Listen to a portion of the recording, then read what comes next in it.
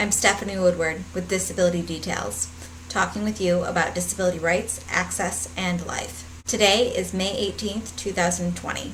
It's important to recognize the date because in the coronavirus pandemic, things are changing rapidly. Today, I want to talk about how this pandemic is impacting people living in institutional settings and how Governor Cuomo disregarded the lives of disabled and elderly individuals yesterday during his briefing. Now to start, when I say institutional setting, I mean nursing facilities, group homes, psychiatric hospitals, any congregate living setting where people with disabilities and elderly individuals are warehoused.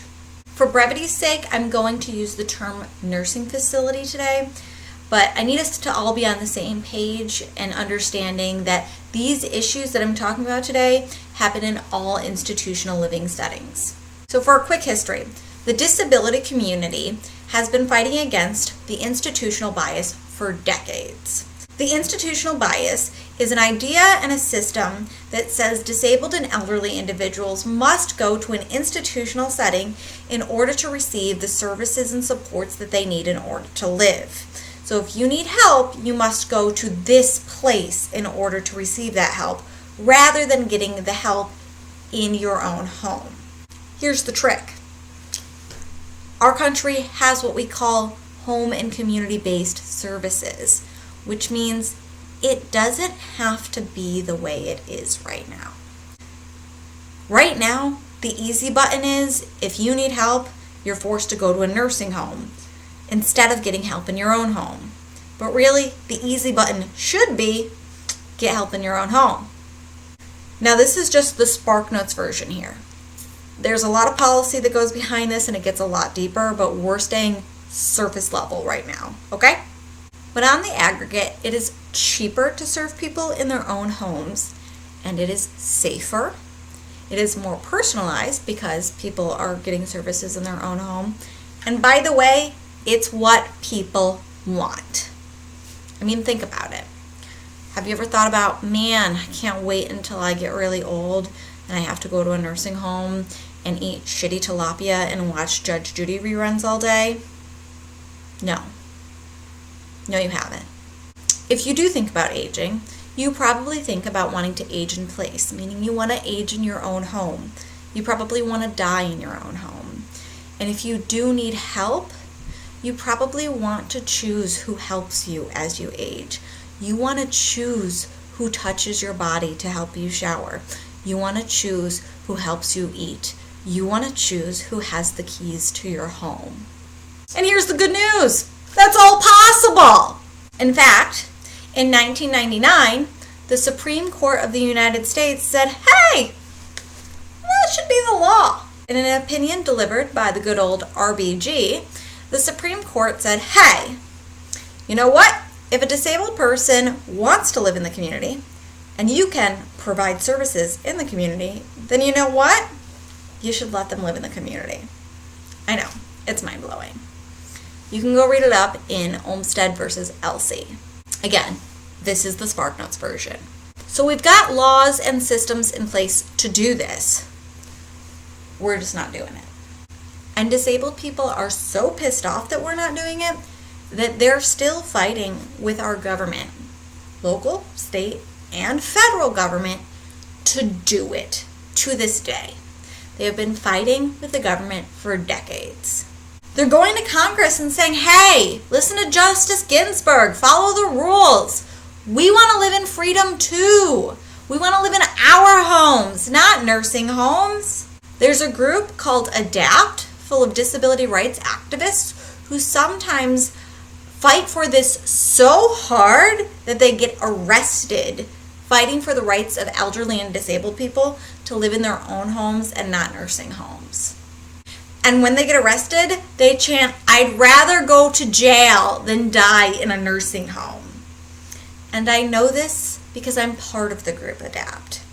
And I've been arrested about 30 times fighting for the rights of disabled and elderly people to live in the community in their own homes instead of being forced to go to nursing facilities. Okay, so that was the background. Now fast forward to today. On May 7th, 2020, The New York Times reported that 1/3 of coronavirus deaths in the United States were people living or working at nursing facilities. Let that sink in.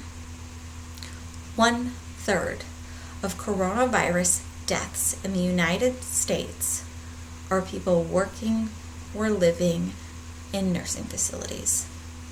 At the time of that report, that was about 28,000 lives. And no, it's not because older people are more vulnerable and are more likely to die from coronavirus.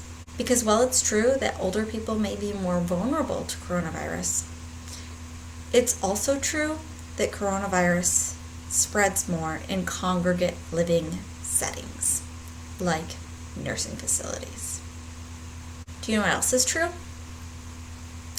Governors across the United States have forced nursing facilities to accept COVID-positive patients into nursing facilities, knowing that nursing facilities are full of elderly individuals who are more likely to be vulnerable to coronavirus. Do you know what else is true?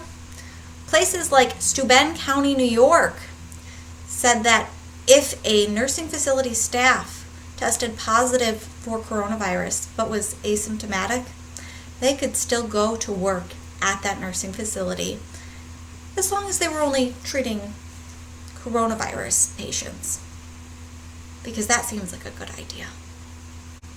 What else is true? Nursing facilities operated by Life Care Centers of America, one of the largest chains in the nursing facility industry, violated federal standards meant to stop the spread of coronavirus, even after coronavirus started spreading in their facilities. So knowing all of this, just last night, Governor Cuomo was asked about accountability and justice for those who have died in nursing facilities. And how did he respond? Well, first he generalized nursing facility deaths with all coronavirus deaths, which was not the question. Then he said, who can we prosecute for those deaths? Nobody. Nobody. Nobody? He went on to say, older people, vulnerable people, are going to die from this virus. And to make matters even more appalling, he said, the health system wants for nothing. Really?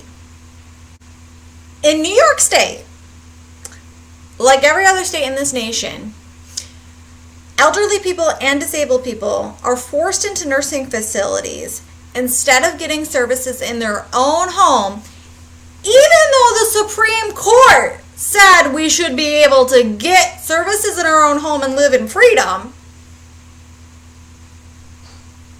But the healthcare system wants for nothing? Our healthcare system wants for home and community-based services, Governor Cuomo. 28,000 nursing facility-related deaths. Probably more by now. That was May 7th stats. And by the way, 5,400 of those deaths were in New York's nursing facilities alone. Tell me again, our healthcare system wants for nothing. But let's not forget that this is one of the governors. Governor Cuomo is one of the governors that forced nursing facilities to take COVID-positive patients into their facilities and put the rest of their residents at risk. Now, he has since reversed that mandate, but not before causing harm and causing deaths to New Yorkers. But when he was asked if the mandates that are in place now were in place before, if people's loved ones who have died in facilities might be alive today, this is how he responded. People rationalize death in different ways. I don't think there is any logical rationale to say they would be alive today. Governor Cuomo's statements are irresponsible, dangerous, and completely disregard the value of disabled and elderly lives. When facilities that are responsible for keeping human lives safe act negligently, or worse, act recklessly, and the result is death for our parents, for our siblings, for our grandparents, for our community leaders, for our loved ones, you don't say, there's no one to prosecute. You don't say, older people, vulnerable people, they're going to die. You say, we expect the highest degree of diligence from every institution responsible for human life. You say that we will fully investigate any organization or institution that falls below that standard because every life has value. You say that while some individuals may be more vulnerable to this virus, we will not accept their deaths en masse without question. And you say, as we look forward to a new tomorrow, we look to build a new healthcare system that puts home and community-based services first. So we never make the mistake of putting people who may be more vulnerable together in a congregate setting where we only exacerbate the problem and expedite their deaths. We as a society created this problem, and it is time we fix it. It is time we value the lives of elderly and disabled people. Their lives are not disposable. That is what Governor Cuomo should have said. If you're wondering what you can do to help, check out nationaladapt.org. Click on their Take Action button to see what they're doing to demand Congress take action on any future COVID relief bills to ensure that community-based services are included in COVID relief. You can also help by sharing this video. Share articles you see on this issue. Share articles about people dying in facilities. Share articles about how people can live in the community. Dispel the myth that people are dying in facilities because old people are more vulnerable. That's not the truth. Talk to your friends and family about how disabled and elderly people could live in the community. Talk about how the disability community has been trying to make this happen for over 30 years and the government didn't listen. Talk about how those 28,000 people in nursing facilities didn't have to die. If this video has been helpful for you, please click the like button below and feel free to subscribe for more videos about disability rights, access, and life. Stay safe out there. I'll see you next time.